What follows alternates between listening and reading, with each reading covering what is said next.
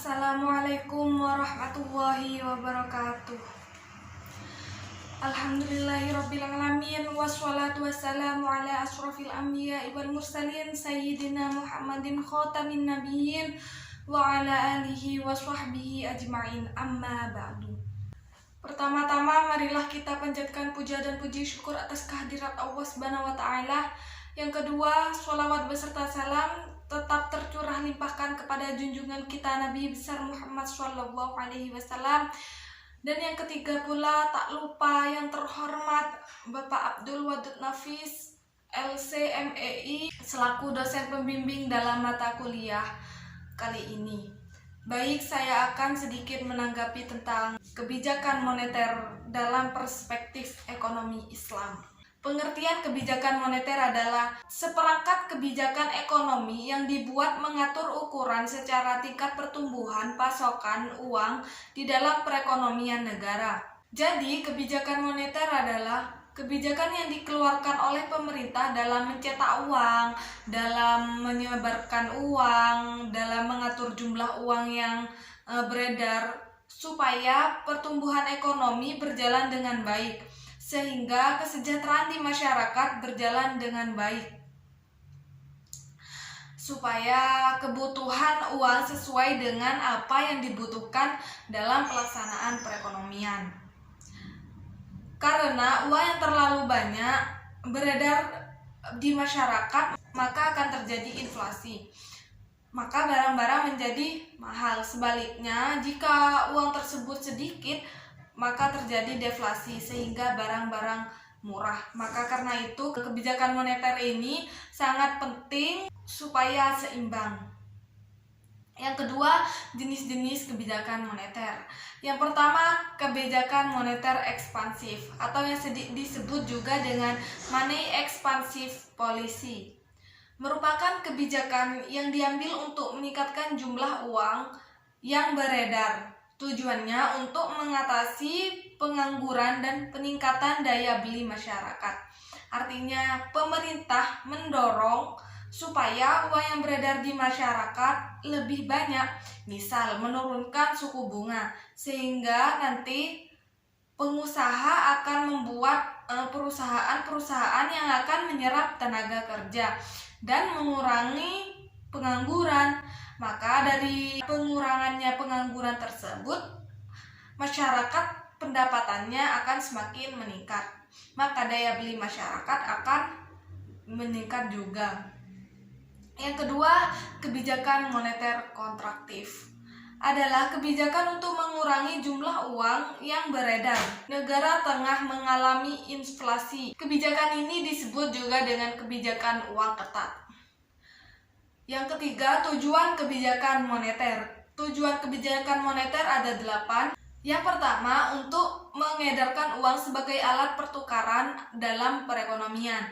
Yang kedua, menjaga kestabilan harga. Yang ketiga, menjaga kestabilan ekonomi. Dan yang keempat, meningkatkan kesempatan kerja. Yang kelima, memperbaiki neraca perdagangan kerja masyarakat. Yang keenam, distribusi likuiditas yang optimal. Yang ketujuh, mempertahankan keseimbangan antara IS dan LM. IS di sini pasar barang, investasi, dan servis, sedangkan LM liquid money. Yang kedelapan, pertumbuhan ekonomi dan mempertahankan pendapatan. Yang keempat, instrumen kebijakan moneter. Instrumen kebijakan moneter di sini ada 6.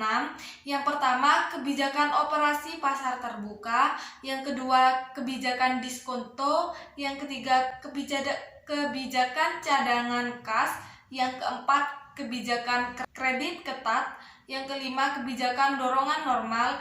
Yang terakhir, penyesuaian tingkat suku bunga. Mazhab instrumen kebijakan moneter ekonomi Islam di sini ada 2 mazhab. Yang pertama, mazhab istishaduna. Yang kedua, mazhab mainstream. Mazhab istishaduna di sini adalah mazhab yang dikembangkan oleh Muhammad Baqir al-Swardat yang mempunyai buku yang berjudul Istishaduna. Yang kedua, Kebijakan mainstream ini yang dikembangkan oleh ekonomi-ekonomi lain seperti Abdul Manan, Umar Chapra, dan lain sebagainya. Yang pertama, pengertian tentang mazhab istishaduna ini. Pada awal masa Islam tidak diperlukan suatu kebijakan moneter karena sistem perbankan hampir tidak ada dan penggunaan uang saat itu minim.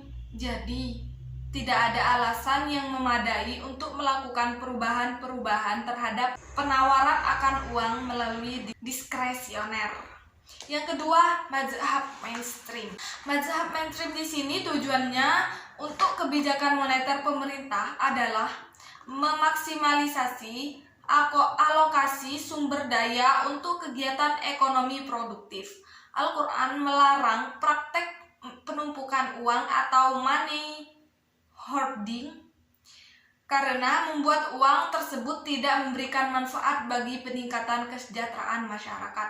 Oleh sebab itu, mazhab ini merancang sebuah instrumen kebijakan yang ditujukan untuk memengaruhi besar kecilnya permintaan akan uang yang akan dapat dialokasikan pada peningkatan produktivitas perekonomian secara keseluruhan.